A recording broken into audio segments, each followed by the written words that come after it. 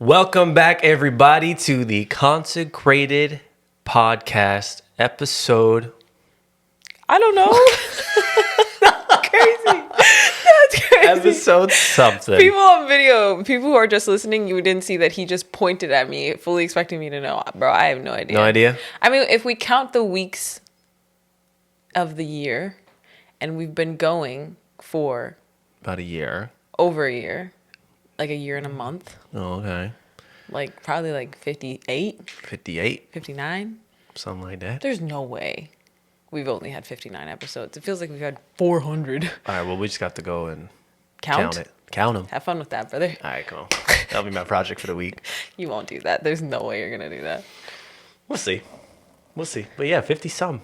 Also, you stopped singing your intros. I did. Well, You got over it? I thought about singing it, but then I was like thinking about how you were going to tell me I always sing the intros. And I can't do the same thing every time. What's funny is at some I got to point, change it up. At some point, we need to stop just like roasting each other about our intros and just create. Get a real intro. We need to graduate to a real intro. And I think it's time. Year 2, I think it's time. Yeah. So we'll work on it. Production, get on that, would you? Play the cricket sound.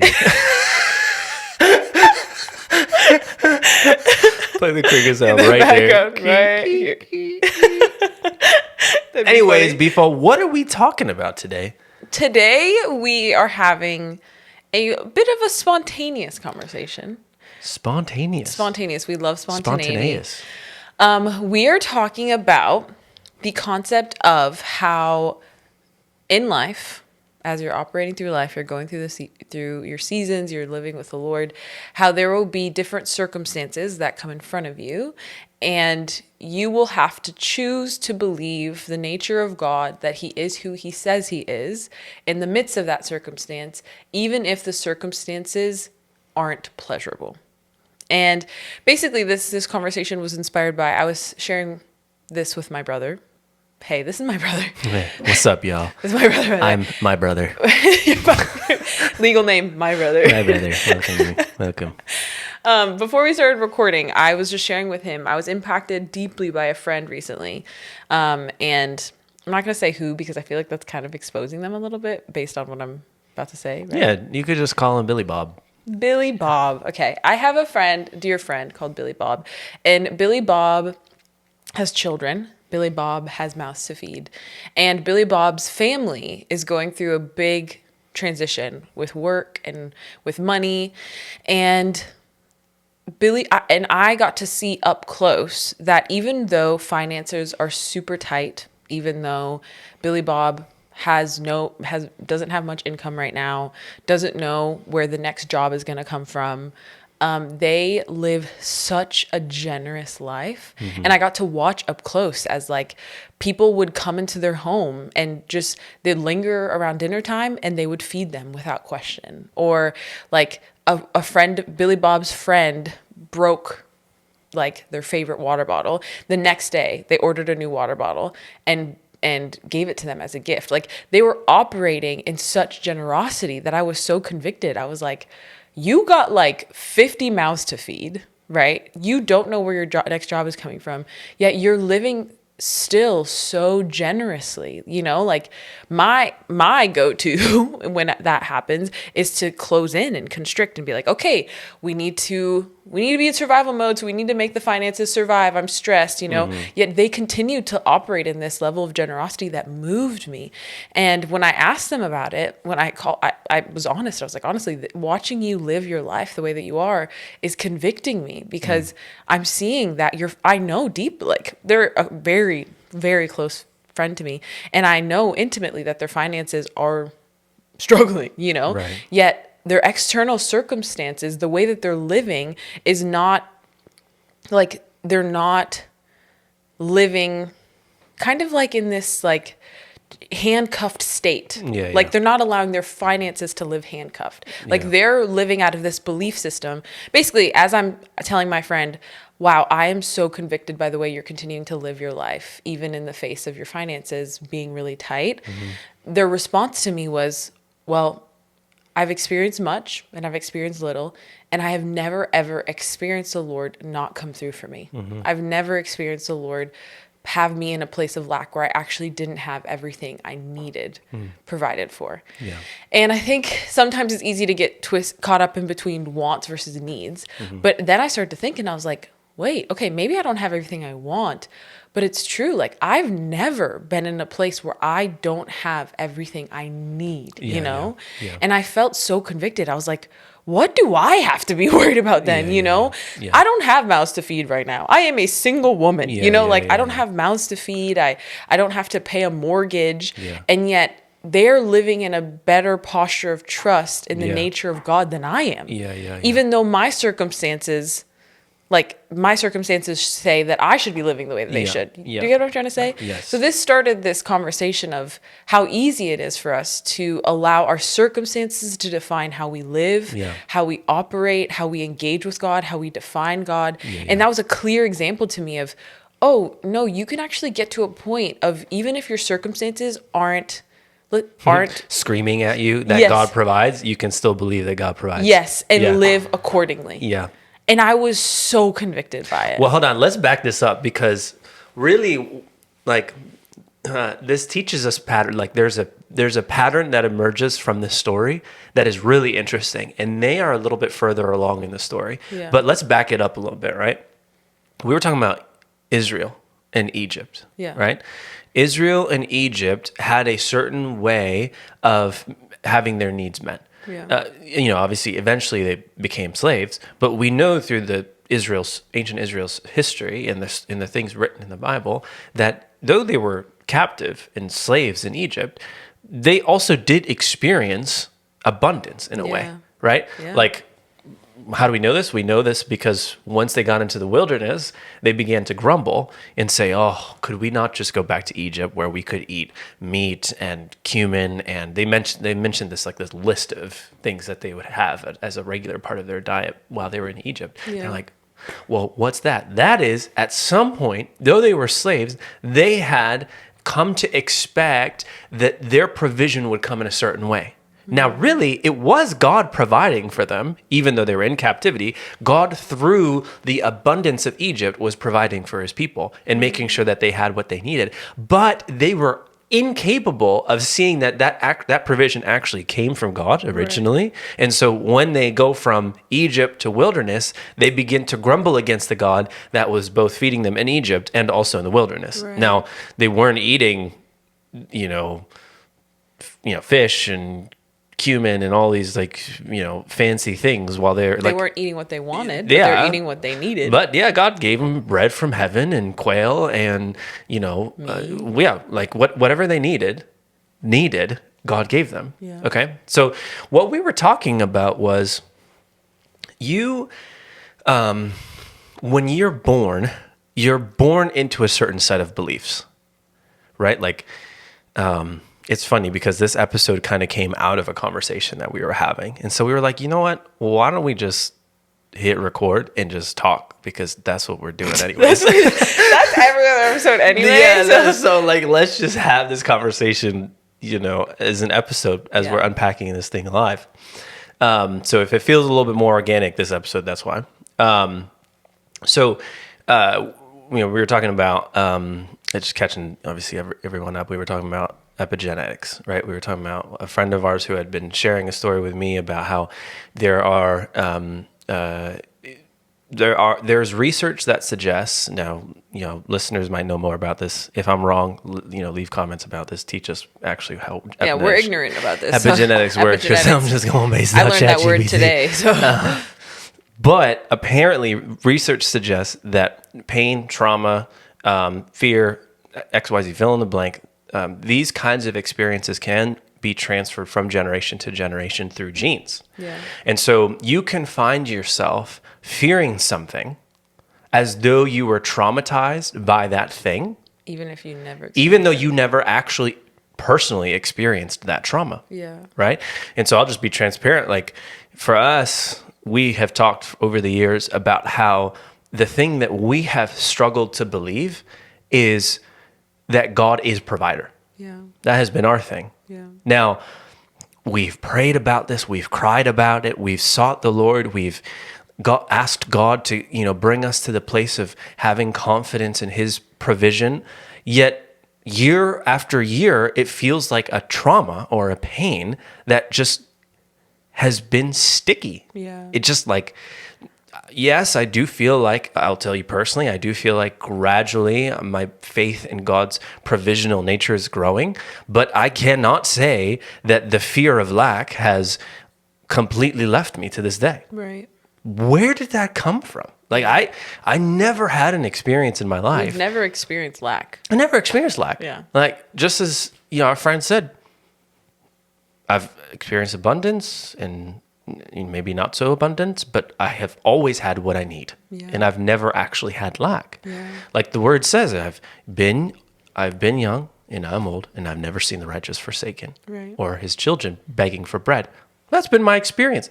Never have I experienced lack, but I fear it as though it were, a traumatizing, ever-present, this ever-present thing, like it's around the corner, ready to come in and terrorize my life by, I don't have enough. Like it's just always right around the corner, it feels like, right? It's like, what is that? And could it be true that there was a certain pain, a certain trauma, a certain fear that was handed down from generation to generation in our family line that said, God actually doesn't provide.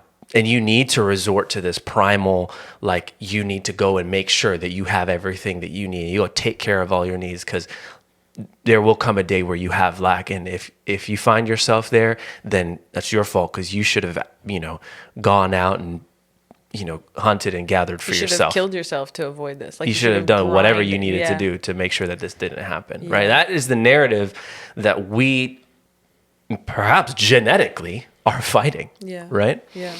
And so, you put our story alongside, you plot it along the chart of Israel's story, right? Yeah. Like they failed to realize that it was God that provided for them while they were in Egypt, right?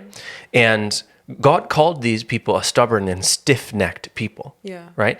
And he had to, through the dry and difficult conditions of the wilderness, break them down and then get them to the point where they knew without a shadow of a doubt that God was their God. Yahweh was their God. And that he would take care of all of their needs. And so you watch them from one generation to another. 40 years pass. Everyone from the previous generation dies, including the spies who went into the promised land and gave the bad report that God would not have been able to actually give them the land that God said he would give them because there were giants in the land. Those people die. The next set of spies get raised up and they come back with a good report.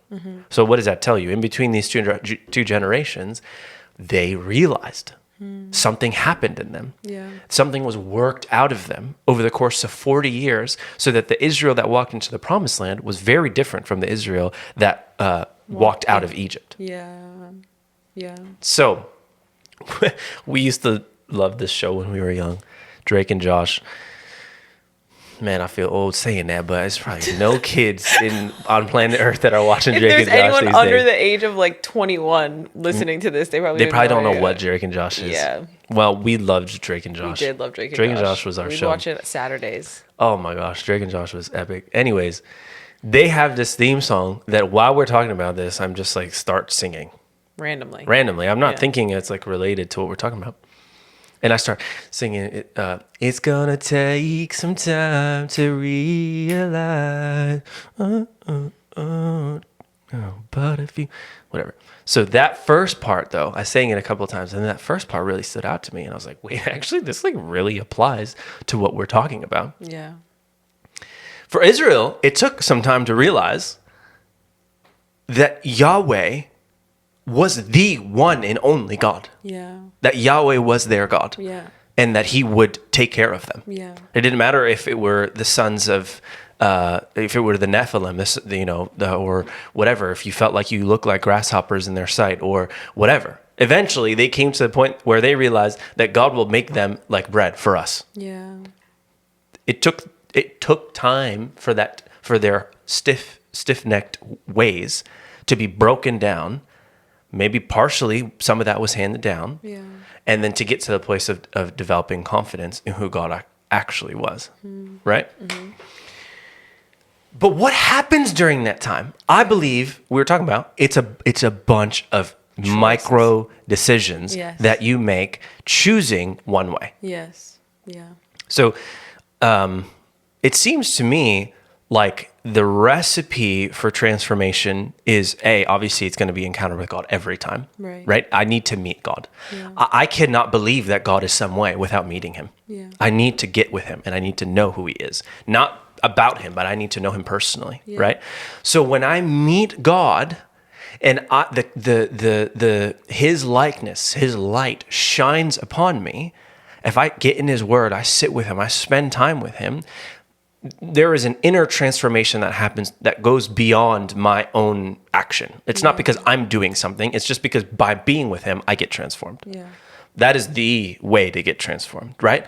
But there's this other thing, which we were starting to get into, which I guess this is where we'll pick up our conversation again, is decisions. Yeah. I'll tell you from my own experience, I in my heart, like I was doing this hypothetical thing. I was painting a hypothetical story for myself as we're talking about this in my mind. I was sitting there and I was thinking, at the end of my life, I'll sit there and I'll say, I'll look back and I'll say, there was never actually a season where I was in lack. And painting that story for myself, there was a part of my heart which instinctively said, no, there's no way. No, that's not what it said. It said, duh. Wow, I was so off. The opposite, actually. Well, but I'll get to that. Hey, production, cut that part out. Hey, listen, I'll get to that, though. You're not entirely wrong. Cut that part out. I will get to that part. But the part the part of my heart which came first was, duh. Like, what do you mean? Like, I'm not saying something like pigs are flying outside or something. I'm saying something so, like, if I pick up this Bible and drop it on the ground, it was with that level of, like... Factual. Yeah, it's like, duh, of course he's going to do that. What was that?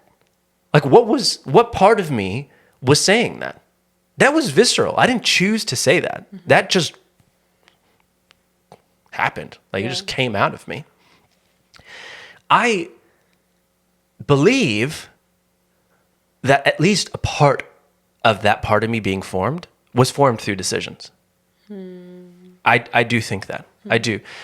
I think that I had to stand on what God said to be true about himself enough to the point where that truth had a little greenhouse inside of me to grow, right? Like, it is true, but I might not feel as though it's true, but that doesn't mean it's not true. Like I said, we were handed a set of beliefs, right? Like, whether it was from our parents, the people that we were around, the churches we grew up in, our friends growing up, whatever. Like, and maybe also genetically, we were predisposed to believe a certain thing about the world and about God and about ourselves, right? Yeah. Does that mean those things are true? No, truth is here. This is the truth. The Bible, this tells us what is true, right? Jesus is the truth. Right. So I need to allow space for that truth to become my truth. So that the kids that come from me are, like, every generation ought to be purified further. Like, that's what I want for my family line, Like, I want our parents to do everything that they can to make sure that we are handed a more pure slate starting off. And I want to do everything that I can to make sure that my kids have a more pure slate than I did starting off, right? Yeah. How do I do that? I have to take what's true here and give it space inside of me to become true. Yeah. So it's like, God says this is the truth, that he is provider. He says if he dresses the lilies, which they are more glorious and beautiful than Solomon was, arrayed in all of his splendor. Yeah. Right? And if he feeds the birds of the air, like, of course he's also going to take care of me. That's what my Bible tells me. I don't feel like that, but my Bible tells me that. Right. Which one am I going to choose? Yeah. And so it comes down to this choice. Now, this thing about choice is really cool because it feels like the compounding effect. Yeah. suddenly you'll start, it goes from being like this conscious decision, like I have to like everything inside of me doesn't want to believe that. And I really just want to go towards the thing that I already feel is true, Yeah. but is not. Two, okay, now there's actually a little bit of momentum in me to actually reach for and choose the thing that the Bible tells me is true. And so now I'll tell you in my current state, I do feel like there are two side-by-side claims that are being made at all times. Yeah. Like there's always two narratives that are put in front of me Right. when it comes to financial provision. Yeah. If I'm presented with a circumstance, there's always going to be two ways of looking at it. Yes. And I do feel like now they feel like the narrative of lack feels like it has less power than it ever has, but it's still there. I would say maybe 50-50, 60-40. Like they're right there next to each other. Yeah. And so, you know, after years of having chosen God and his provisional nature over what the flesh or the world wants to tell me is true about the inevitability of lack, my spirit man has been built up to choose further and further. So it's like every choice builds up my spirit in the truth. Even if you don't feel it. Even though I'm not always, now again, it's starting to feel easier, but I'm not always there, Yeah. right? So it's a bunch of micro decisions, isn't it? Yeah.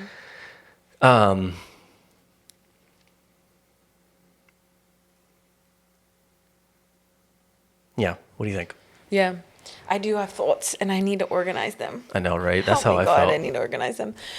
I think, okay, one, this conversation, I think helps remove a lot of guilt for me because, especially in the area of finances, I feel like there can be a lot of shame if you're Yeah. still wrestling in trusting God. Like, what do you mean? You should believe God at this point. Like, you've Yeah. walked with him for so long. But to it feels like my heart's getting grace to be like, okay, sometimes the beliefs are so deep seated that you just need to keep choosing it until you believe it. Yeah. Like the song, it's going to take some time to realize, like it's going to take some time to unwork this deep seated fear that I have Yeah. or false belief that I have that he's not going to come through for me. Yeah. And I think when you're presented with something in your life, right? When something comes at you, you have a choice. Like you said, you can either go down the path of God has not been coming through for me. I'm suffering. He doesn't see me. I'm struggling. You can continue to feed those unhealthy beliefs, right? Or even though you don't feel it, you can choose to go down the path of God is provider, script. Like I live by scripture. It tells Yeah. me that God is one way. I believe this, right? Yeah. And personally, I've seen how if you go down the first path of God will not come through for me, I'm struggling, you kind of start to develop this like victim mentality of God is against me. God had like he's punishing me. Right. He's like the Israelites did. Yeah. They developed this victim mentality of like, God is cruel. God Right. is against me. God is not for me. Like, and it's a dangerous slippery slope is what I'm Right. trying to say is you Right. continue to feed that thought and it'll get, I feel like the deeper and longer that you feed that thought, the deeper and deeper and deeper it is and the harder it becomes to then get out of it. Yeah, it's a compounding. It Yeah. builds on itself. Yeah. Yes. So just as much as it can be compounding to choose the healthy belief Yeah. of, okay, I don't feel it, but I believe that God is my provider and God will come through for me. And yep. it compounds Yeah. and it becomes easier. It's the same can be said for The the other other side. opposite. Yeah, the opposite direction. For the opposite Yeah. direction, where if you continue to believe God will not come through for you, here's the thing.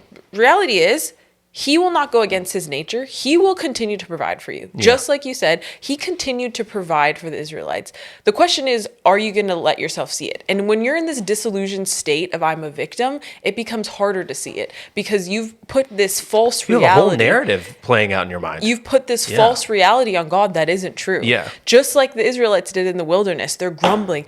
Like, bro, God is so patient. For 40 years. It's For literally crazy, 40, bro. It is. 40 years. I know. 40 years. Imagine that. Imagine you stop working, Betty. Imagine you stop working and you have no money to buy food. And for 40 years straight, you wake up and bread falls from the sky and is on On your my front front door porch. whenever you're hungry. Hey, yo. But I think it's because they got so deep in this disillusioned state of they went down the path one of God does not provide for me, God does not take care of me, I'm on this on my own. They continue to give into that voice, and so now they're not dealing with the real God. They're dealing with this like delusion, this image of him that makes them the victim and God their oppressor. Yeah. When really, in reality, they are being cared for by the God of the universe. Yeah. And bread is falling from the sky. Is miraculously showing up for them. But them. they can't see it. Yeah. Because they're so in their like victim disillusioned state. Yeah. And it's just sad when you think of it from the Lord's From perspective. God's side. Yeah. Yeah. How sad is it if I were to continue I'm showing up every day for 40 years. 40 and you years. still want to have attitude? Yeah. You still want to have an attitude. Even in your example, for 40 years, I am laying a basket of warm bread at your front door. And you take the warm bread, you walk into your house, and you're like, man, God's the worst. I can't do it. I can't do it anymore. God keeps forgetting about me as you have his food in your mouth. Yeah. But Like- we do it every day, don't we? Yeah. Yeah. We do it every day. We do it every day. We do it every day. Anyways, so that's just what I'm thinking about of how important it is that even when you're not feeling it, even when your circumstances, like I said about Billy Bob, they could have so easily in their circumstances of their life right now chose the victim route of God is against me. He's not taking care of me. He's not taking care of me. Why should I take care of other people? Yes. Yeah. God is mad at me. God is punishing me. Right. But no. And here's the thing, like that wouldn't have changed their circumstances. It just would have made it harder for them. Yeah. You know, if they continued to go down that route, God would not go against, like, God would still provide for them. God would still take care of them. The only thing is they're just making it hard. We're making it harder for ourselves. Like, it's not like being in this victim state will actually help us in the long run. You're actually, in reality, making it harder for yourself. It's better that you just die to what you're feeling and say, okay, I choose to believe this. Yo, so much of this walk is choice, too. Like, that's like, I don't know if it's just me, but it feels like sometimes we look forward to a world or a state of being where we're no longer living out of choice and things are just easy. Like, oh yeah, I just want to praise God and I just want to live for him and I just want to give generously to everybody. And like, you know, we just think like it just flows from inside. Yeah.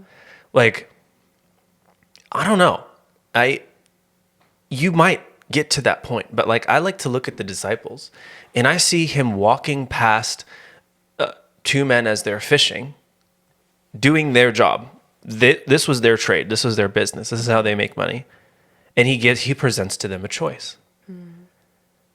The choice that he presents to them is leave your family and your family business. Follow me. In the way that you make money.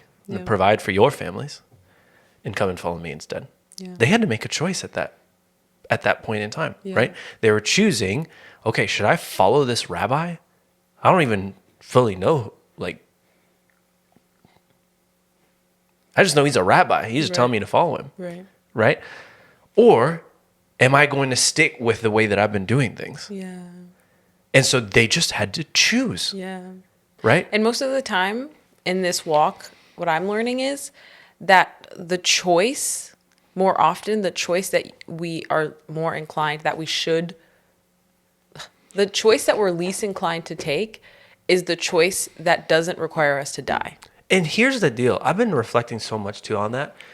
He talks about wide is the way that leads to destruction.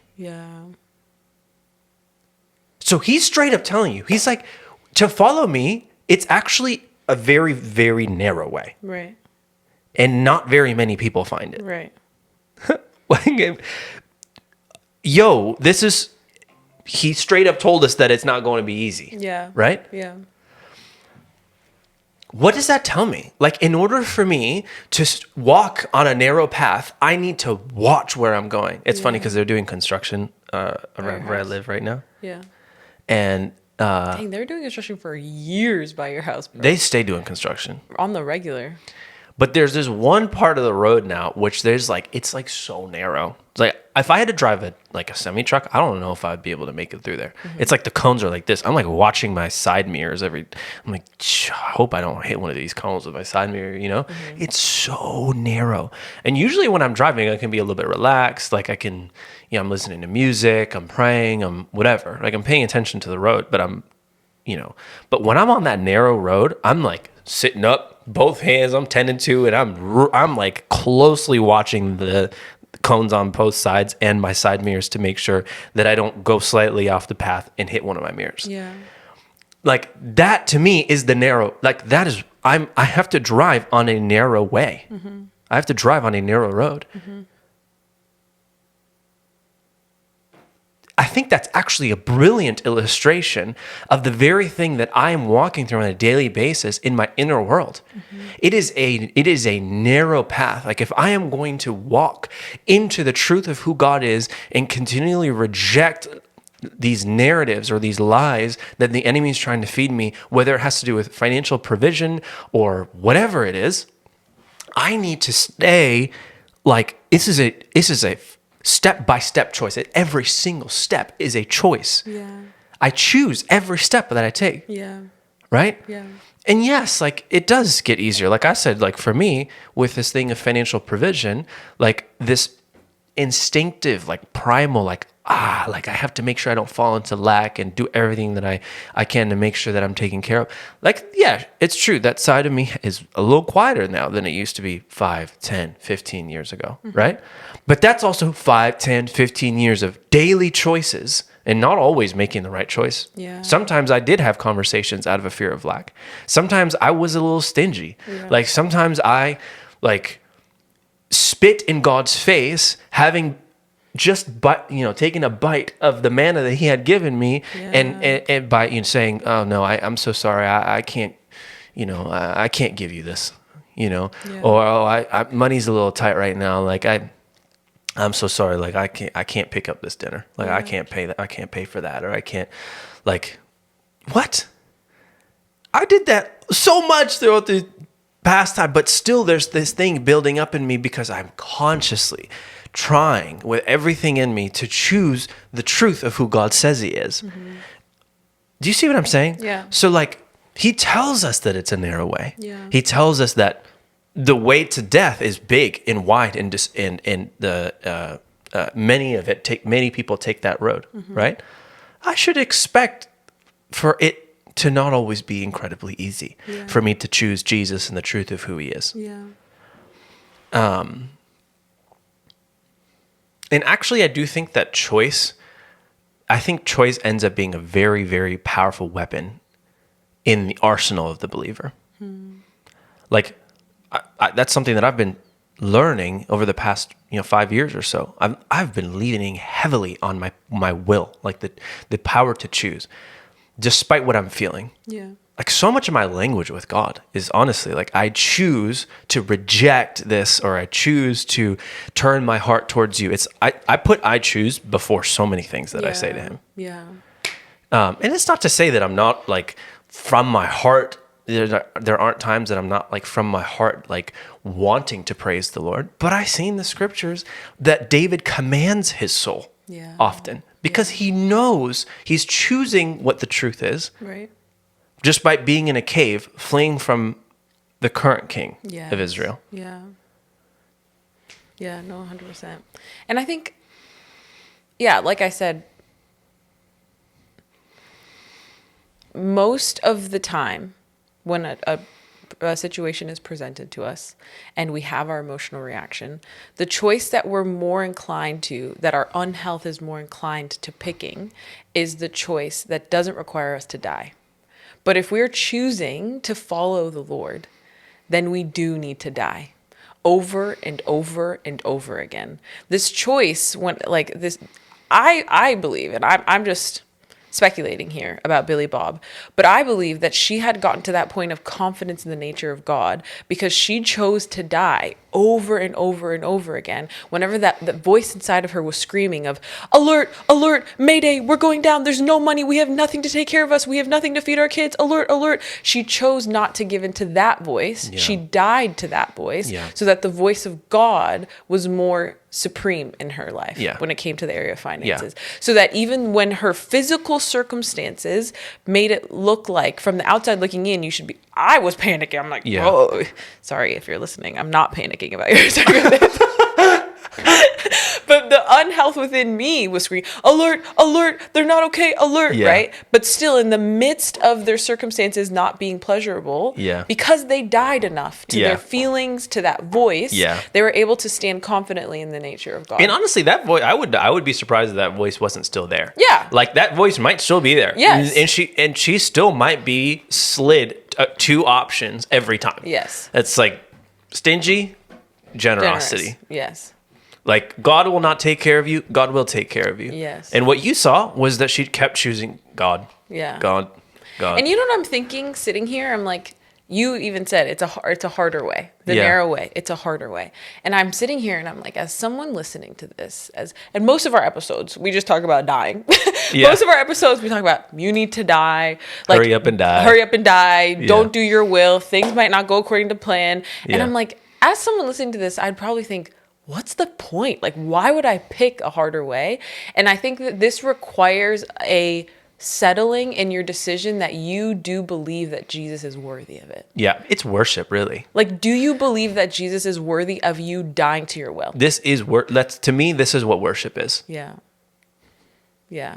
Do you believe that he's worthy of you dying? Yeah. Do you believe that he's worthy of your suffering? Do Yeah. you believe that he's worthy? That's just Yeah. the main question. Like, do you believe that he's worthy? Because if you don't, then you have nothing to cling to. Yeah. Like, no, there's nothing to keep you going. Then why But die, bro? Go live. go live. Right. Go live your life. Right. But if you do believe that he is worthy, Yeah. if you do wholeheartedly believe, no, he is worth the cost. He is worth me looking this fear in the eye and saying, I will not bow to you, even if your knees are buckling. Yeah. You know, he is worth me being generous, even with my last $5. Yeah. If you wholeheartedly believe that, then you looking at the worthiness of Jesus will begin to change you.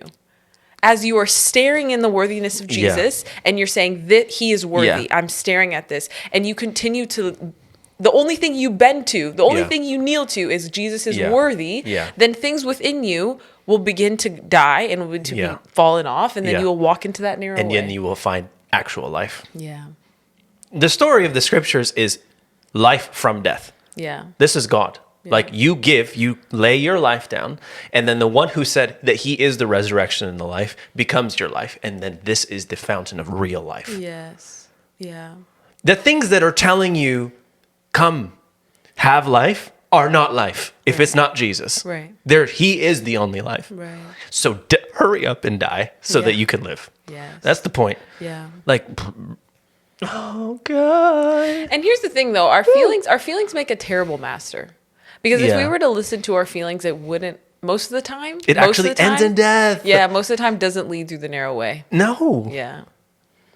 So they are a terrible master. Yeah. If we take two people living side by side, imagine they're living the exact same life, and one person is bowing to their feelings Yeah. versus another person is bowing to the worthiness of Jesus. The person A who is bowing to their feelings will not walk through the narrow way, but person B will, even if they live the exact same life. Yeah. Even if one, like, person A is completely rich and wealthy, and person B is like broke and has Yeah. nothing. Yeah.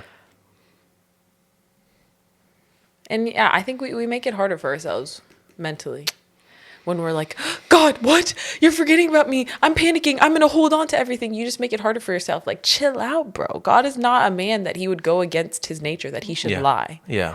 He will. He will come through for you. But you know what? Like, in the midst of all of this, the thing that encourages me is that God is gracious and he's compassionate.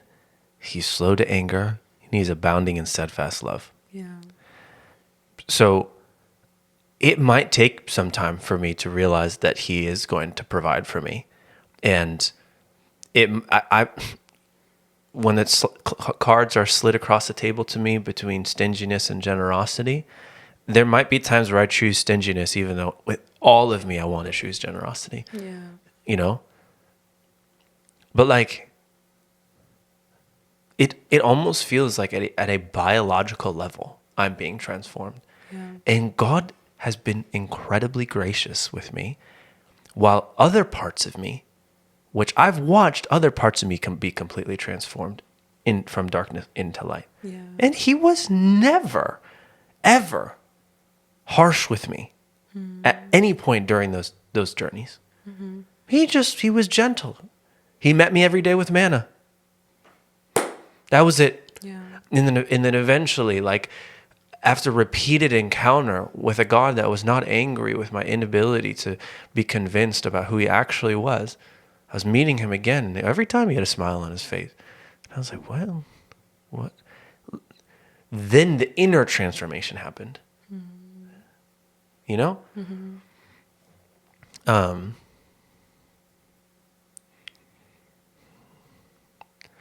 until then, I will just make repeated choices in the direction of Jesus until my inner world Follows. reflects the truth that I've chosen to believe. Yeah. That there will never be a day that I will experience lack. Yeah. You know? Yeah. He's faithful and he's patient. Yeah. I think he deems the character development worthwhile. You know, like he's a sovereign God. Within a snap of a finger, he could have fixed Billy Bob's finances so that she had everything she needed. She was over and above. She had banks. She had Banks. banks. Just banks. She had banks. Yeah. She just had bank. Yeah. Like in a snap of a finger, he could have done that. But I think he deemed her wrestling through this. He deemed the character development that comes out of her wrestling through it worthwhile. Yeah. So that when each option was presented to her, she had to choose the harder thing, and her character grew, and her knowledge of the Lord through it grew. Yeah. And I think he just deemed it worthwhile because he could have just changed it. And honestly, I'm really glad that he did, because I think that we also will find it worthwhile, and we will be thankful that he gave us the opportunity to choose him while there were options. Because listen, like, this space of choosing God when we could have chosen something else, or when everything inside of us wanted to choose something else. Yeah. When we choose God, it's an act of worship that we're not going to have the chance to worship God like that once we enter into glory. Yeah. At that point, it's God alone. Right. Right? Right. And so, man, how much it must move God when he sees a child of his wrapped up in generational and biological and all sorts of reasons to choose not him, yet still decides to choose him. What? Bro, I'm trying to move God like that. Yeah. You know? Yeah. So, anyways, So it's a can choice. you pray for us? Want me Pray to for pray? our choices. Yeah. You pray. You want me to pray? You got it. Why? Because you should pray for us. All right, I'll pray. Okay. Jesus, we love you. We love you, and you are worthy, God. Thank you for the choices that come our way. Thank you for the options that come our way. We're faced with the unhealth within us, where we have a choice to either choose you or not. And Lord, I pray for every listener that's resonated with us, that is wrestling with believing that you are a provider, that you are a kind father, that you are loving, whatever the belief is, God, I pray that they would feel your intimate wraparound presence right now, and that they would know that they are being guided by a good shepherd. Thank you that you are a good shepherd that is shepherding us to good pastures. And God, I pray that we continue to choose you, even when it's hard, even when our feelings are screaming else otherwise. God, I pray that you strengthen us and you fortify us so that our natural inclination is just to choose you above all things. Because you are worth it, God. So would you help us die? Would you help us die quickly? Because you are worthy, Jesus. And if there's a part of us, our hearts, that doesn't believe that, would you give us revelation of seeing that you are worthy? Would you help our hearts see and understand and know that you are worthy? You are worth us dying. You are worth us not giving into our unhealthy feelings or beliefs. You are worth us choosing the narrow way. Yeah, so would you help us believe that?